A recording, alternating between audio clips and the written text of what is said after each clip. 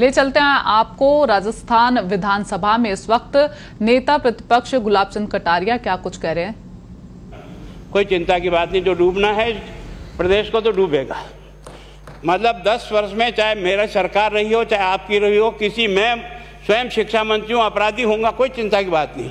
लेकिन आप कम से कम इन 10 सालों से इन जितनी कोचिंग संस्थाएं चल रही है, इनकी जितनी परीक्षाएं हुई है, उनके परीक्षा के रिजल्ट के साथ आप एक टीम लगा करके इनका पोस्टमार्टम करो, तब आपको समझ में आ जाएगा कि बीमारी कहाँ से चली है।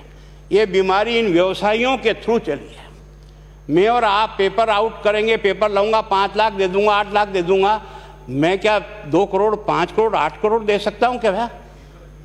ये सारे के सारे जो पैसे देने वाले बड़े बड़े दिग्गज लोग हैं, जो कोई 10 करोड़ में पेपर ले जाता है, कोई 3 करोड़ में ले जाता है, कोई 2 करोड़ में ले जाता है, फिर अपने कोचिंग संस्थान में रिजल्ट लाता है और उसके बाद बड़े बड़े पोस्टर बाहर लगाता है, मेरा 100% सिलेक्शन।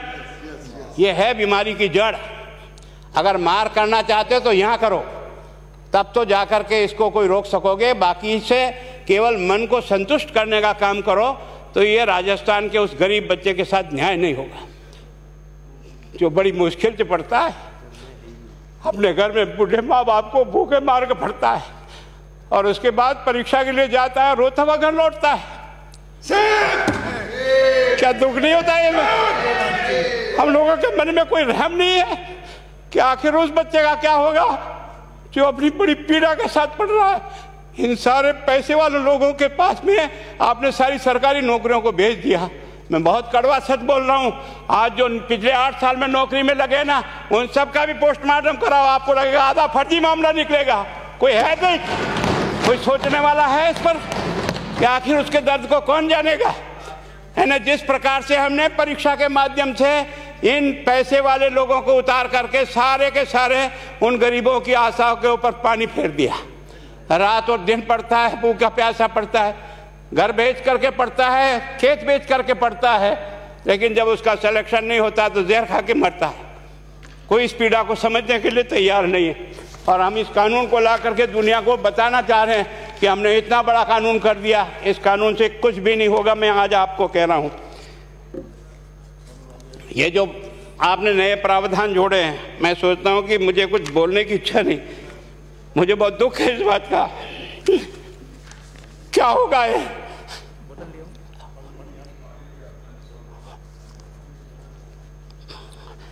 किस तरह की गैंग पालनी है हमने? पानी पिला दो, है ना। मैं उस दिन भी पूछा था कि मैंने कहा ये शिक्षा संकुल पे है, जिन लोगों को ड्यूटी पे लगाया, इसको लगाने वाला दोषी कौन है, जिसके कारण से पेपर जो है ना काट करके निकाल दिया। ये तो ठीक है, भाग्य हमारा अच्छा था कि सवाई माधोपुर की घटना छूट गई और एसओजी को उसमें हाथ में लग करके कुछ केस लग गया। अगर वो केस नहीं लगता तो आज आपकी सारी नौकरी पर इन सब बड़े बड़े दलालों के स्कूल में पढ़ने वाले बच्चे होते और मेरा गरीब का बच्चा अपना घर लौट के जाता। क्या दुर्भाग्य है।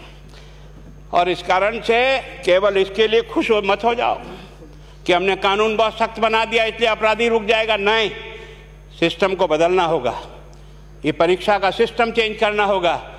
मैं सोचता हूँ कि क्या हम इतने अक्लमंद बैठे हैं, क्या इस व्यवस्था को चेंज नहीं कर सकते? क्या एक ही पेपर सारे राजस्थान में 20 लाख बच्चों को दिया जाए? क्या इसका कोई ऑल्टरनेट नहीं हो सकता? इसका ऑल्टरनेट सोचना चाहिए कि हम परीक्षा को टुकड़े टुकड़ों में कैसे कर सकते हैं।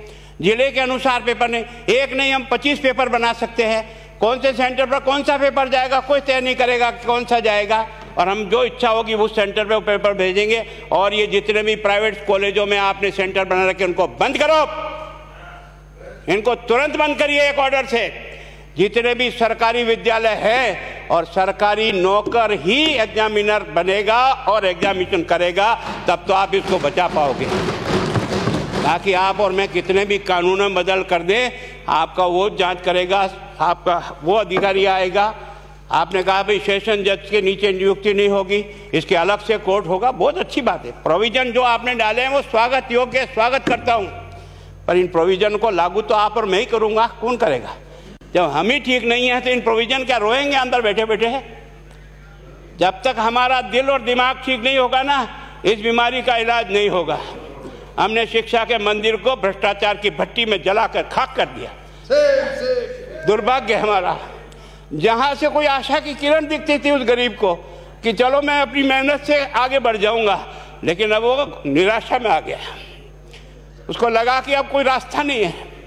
और इस कारण से मैं सोचता हूं कि आप जिस भावना से लाया, मैं आपकी भावना की इज्जत करता हूं, लेकिन केवल आपकी भावना इन बेईमानों को नहीं रोक सकेगी। इसको रोकने के लिए हमको सिस्टम को बदल करके और तुरंत उस पर ध्यान करना चाहिए। कानून 302 का बना हुआ है, क्या मर्डर रुक गए? आप भी जान रहे हो, रोज के रोज पोक्सो कोर्ट में आजीवन कारावास हो रहा, क्या व्यभिचार रुक गया है? अपराधी को दंड मिल सकता है, अपराध बंद नहीं हो सकता है। अपराध बंद करने के लिए जो सिस्टम होते हैं उस सिस्टम में चलो। एकमात्र इस देश में भ्रष्टाचार की भट्टी में देश जल रहा था, केवल और केवल एक तरह से प्रत्येक व्यक्ति का खाता खुलवाकर देश के प्रधानमंत्री में सारा का सारा बेनिफिट उसका सीधा खाते में डाला। बेईमानों को चोट लगी नहीं लगी, उस तरफ अपना दिमाग बचाओ, उस तरफ अपना दिमाग लगाओ। किस बीमारी का इलाज कहाँ है और कैसे हो, इस बारे में चिंता करने की कोशिश करो। मैं कई बार इधर सीकर और इधर गया तो मैं सोचता हूँ कोचिंग संस्थान की बिल्डिंग देंगे ना तो टोपी गिर जाए नीचे से। क्या चीज़ है यार, भगवान ने क्या लक्ष्मी वहीं बरसाई है। और जो बाकी संस्थाएं, उसका कारण यह है कि हमने अपनी दुकान को इतनी कमज़ोर कर दी है कि जहाँ बच्चे अच्छी तरह से शिक्षा लेकर के हम जैसे गरीब पढ़ करके यहाँ आ गए, अब वो रास्ते नहीं हैं। और इस कारण से मेरी बहुत विनम्र प्रार्थना है, इस बीमारी का इलाज चाहिए बच्चे को, कानून से नहीं होगा, कानून के अलावा होगा, और उसमें आप करें। धन्यवाद। Thank you. माननीय मंत्री महोदय।